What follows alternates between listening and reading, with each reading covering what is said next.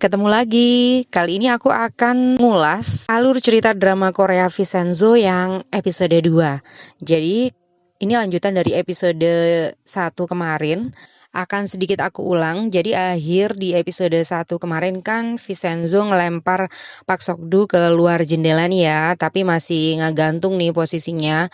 Vincenzo akhirnya ngasih peringatan kalau mau selamat, dia dan anak buahnya harus pergi. Sepakat deh ya, secara Pak Sokdu pengen selamat, tapi setelah diselamatkan, dia malah mengancam Vincenzo guys.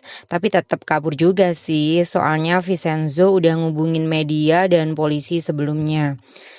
Selanjutnya, pengacara Hong Yoo-chan ngomel nih sama Vincenzo. Dia ngerasa dibodohi sama Vincenzo. Begitupun penyewa gedung lain. Mereka kecewa banget sama Vincenzo, guys. Pengacara Hong Yoo-chan menuduh Vincenzo bersekongkol dengan perusahaan bubble, guys. Dan dengan cara apapun Vincenzo menjelaskan, pengacara Hong Yoo-chan tetap tidak percaya. Akhirnya Vincenzo pergi karena nggak mau berdebat lagi, guys. Pengacara Hong Chae-yong mengikuti Vincenzo. Dia curiga kalau Vincenzo punya maksud tersembunyi di balik itu. Di sisi lain, pengacara Hong Yoo-chan sempat dibuat bingung juga sama sikap Vincenzo, guys. Karena setelah dia tahu bahwa yang menghubungi media pada saat itu adalah Vincenzo, akhirnya dia bingung. Dia ingin mastiin apakah Vincenzo itu teman atau musuh bagi mereka. Beralih pada scene selanjutnya, di situ terlihat jaksa Choi Myung-hee yang diperankan oleh Kim Yoo-jin lagi ketemu sama wakil menteri nih guys. Singkatnya, Pak Wakil Menteri mau minta tolong sama Bu Jaksa, tapi nggak mau nurutin perintah Bu Jaksa guys.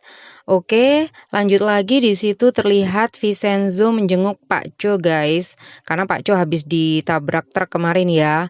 Pak Cho ngerasa bersalah banget dan dia minta Vincenzo untuk segera merobohkan Plaza Gemga sebelum perusahaan bubble melakukannya. Kemudian Vincenzo teringat pada waktu itu kalau dia bilang ke Wong Shaolin jika struktur bangunan di basement sangat unik. Jadi sekali kena pukulan gedungnya akan roboh guys. Itu juga yang menjadi kunci bahwa emas milik Wong Shaolin nggak bisa dicuri guys. Vincenzo dan Pak Cho kerjasama nih buat ngambil emasnya karena emang nggak ada orang lain yang tahu tentang emas Wong Shaolin selain Vincenzo dan Pak Cho. Akhirnya, setelah Wong Shaolin meninggal, Vincenzo dan Pak Cho bersatu buat dapetin emasnya. Setelah itu Vincenzo pergi ke kuil Nanya, kuil yang ada di Plaza Gemga. Letak kuil pas banget di atas basement tempat nyimpan emasnya ini guys. Saat itu Vincenzo mendengar bahwa kuil akan direnovasi. Dia panik guys. Vincenzo akhirnya memutuskan untuk ngasih fasilitas apapun yang dibutuhkan kuil agar kuil tidak direnovasi. Beralih ke kasus farmasi bubble, Senho pelapor sudah mengakui di depan media kalau laporannya itu bohong guys. Hong Chae-yong udah yakin menang nih dari ayahnya. Saat itu pengacara Hong Yoo-chan juga sangat kecewa melihat pemberitaan di media. Pak Nam, asisten Pak Hong juga mulai membereskan dokumen-dokumen perusahaan bubble. Tapi Pak Hong masih optimis nih guys. Dia yakin bisa menang dari perusahaan bubble. Pak Hong larang Pak Nam beresin berkas bubble.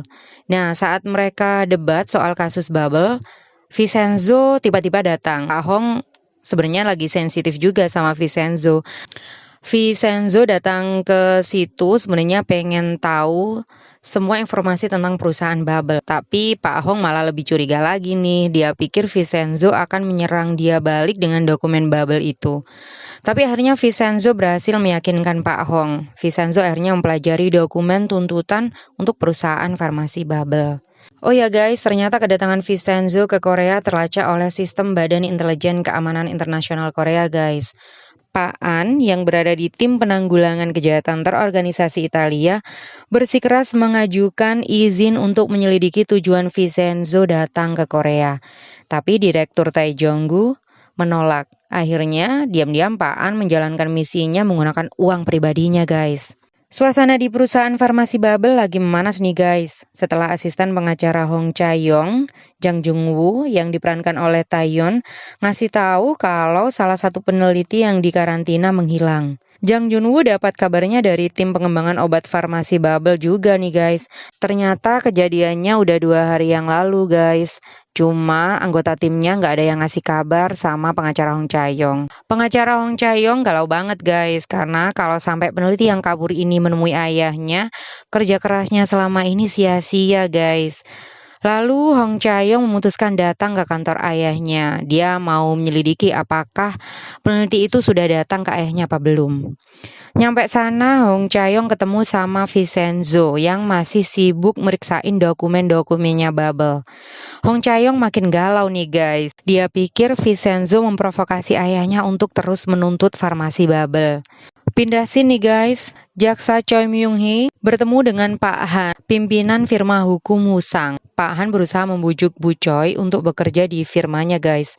Akhirnya Bu Choi meninggalkan Kejaksaan Namdongbu dan bergabung dengan Pak Han di firma hukum Musang. Di tempat berbeda, Direktur perusahaan Bubble Jang Han-so yang diperankan oleh Kwak Dong-yeon dihukum oleh bosnya karena kekacauan yang terjadi di farmasi Bubble. Jang Han-so juga tidak becus ngurus pembangunan menara Bubble guys. Pada scene berikutnya, Vincenzo ngajak Pak Hong pergi ke perusahaan konstruksi Bubble untuk menemui Pak Na Dok-jin. Dia adalah ketua tim investasi dan pengembangan konstruksi Bubble guys. Karena belum membuat janji temu, akhirnya Vincenzo gak boleh masuk. Tapi Vincenzo tak kehabisan akal. Dia bilang kalau dia ke situ mau nganter surat dakwaan pengancaman dan penculikan untuk Pak Na. Akhirnya Vincenzo bisa ketemu guys sama Pak Na. Tapi ternyata setelah dicek amplop surat dakwaannya itu kosong, gak ada isinya. Itu cuma triknya Vincenzo aja biar bisa ketemu sama Pak Na guys. Pada pertemuan kali ini Vincenzo ngasih peringatan ke Pak Na biar konstruksi Bubble nggak semaunya sendiri. Setelah berhasil merekrut Jaksa Choi Myung-hee, akhirnya Pak Han mengadakan rapat dadakan dan mengumumkannya di kantor firma hukum Musang guys. Wusang kali ini lagi nyiapin rencana pembongkaran gedung Plaza Gemga untuk perusahaan konstruksi Bubble nih guys. Pengacara Hong Chae-yong galau berat karena ayahnya yang juga berkantor di Plaza Gemga nggak mau keluar dari Plaza Gemga. Keesokan harinya, asisten pengacara Hong Chae-yong, Jang Junwoo mendengar obrolan Pak Han di telepon dengan direktur Bubble Jang Han-so. Kalau besoknya mereka akan merobohkan Plaza Gemga tepatnya jam 23 malam. Jang Junwoo ngelaporin berita ini sama pengacara Hong Chae-yong. Lalu pengacara Hong Chae-yong berusaha ngasih tahu ayahnya. Tapi nggak ada respon nih guys, alias nggak diangkat teleponnya. Keesokan harinya pengacara Hong Chae-yong langsung pergi ke rumah ayahnya. Pas banget dia mau ngasih tahu ayahnya dapat telepon guys dari salah satu peneliti farmasi Bubble yang kabur. Peneliti itu juga pengen ketemu Pak Hong. Akhirnya Pak Hong pergi ninggalin pengacara Hong Chae-yong berdua di rumah sama Vincenzo. Karena nggak berhasil ngasih tahu ayahnya, Hong Chae-yong bilang sama Vincenzo soal rencana Bubble merobohkan Plaza Gemga. Vincenzo juga ngasih tahu penghuni Plaza dan semua panik guys. Tapi Vincenzo punya ide untuk mengadakan pesta pada malam Plaza akan dirobohkan. Paling enggak menurutnya pesta ini bakal bikin rencana mereka gagal untuk sementara guys. Saat semua alat berat sudah siap, anggota N Company berangkat untuk melancarkan rencana perobohan Plaza Gemga. Nyampe lokasi mereka kaget guys karena ternyata di sana ada pesta dan dalam pesta tersebut dihadiri tamu-tamu penting. Apakah mereka berhasil merobohkan Plaza Gemga pada malam itu? Sampai ketemu lagi di alur cerita drama Korea Vincenzo episode ketiga. Terima kasih sudah menonton.